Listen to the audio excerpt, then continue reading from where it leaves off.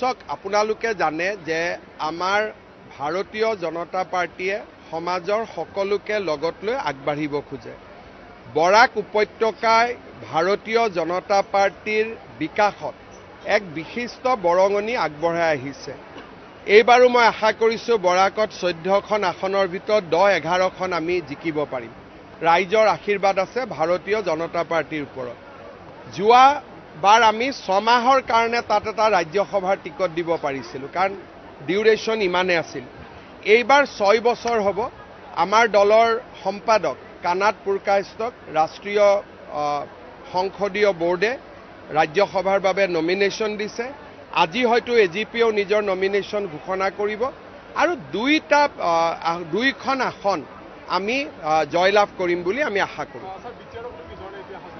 বিটিআৰক লৈ আমাৰ প্ৰচেষ্টা ইতিমধ্যে আৰম্ভ হৈছে।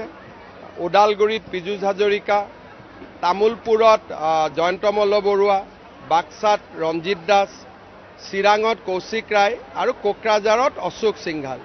এই 5জন মন্ত্ৰীৰ লগতে আমাৰ দলীয় কাৰ্যকৰ্তাকো আমাৰ সভাপতি দিলীপ শইকীয়া ডাঙৰীয়াই মনোনীত কৰিছে আৰু আমাৰ সভাপতি দিলীপ শইকীয়া নিজে বিটিআৰৰ পৰা সাংসদ। গতিকে তেওঁ যোৱাকালিও তামুলপুৰ আহিছিলে। আমি যথেষ্ট চিৰিয়াছলি ইলেকশ্যনটো খেলাৰ বাবে চেষ্টা কৰিম। ইউপিপিএলৰ সৈতে আসন বুজাবুজি নহয়, কিন্তু এটা ভাল পোৱাৰ ভাৱেৰে ইলেকশ্যন হ'ব। কাজিয়া পেচাল নহয়, সমালোচনা নহয়। আৰু কৰবাত যদি আমাক তেওঁলোকে অনুৰোধ কৰে যে এইখন আসনত আপোনালোকে খেলিব নালাগে, আমি নেখেলোঁ। এটা ভাল পোৱাৰ পৰিৱেশৰ মাজেৰে আমি নিৰ্বাচনটো খেলিম। হাগ্ৰামা মহিলাৰ ক্ষেত্ৰতো আমাৰ শুভেচ্ছা আছে, কাৰণ তেওঁ আমাক ৰাজ্যসভাৰ ইলেকশ্যনত ভোট দিয়ে। গতিকে বড়ো ৰাজনৈতিক দলৰ লগত আমি সংঘাত নকৰোঁ। আমি আমাৰ ৰাস্তাত আগবাঢ়িম আৰু সকলোকে আমি বন্ধু হিচাপে লৈ আগবাঢ়িম।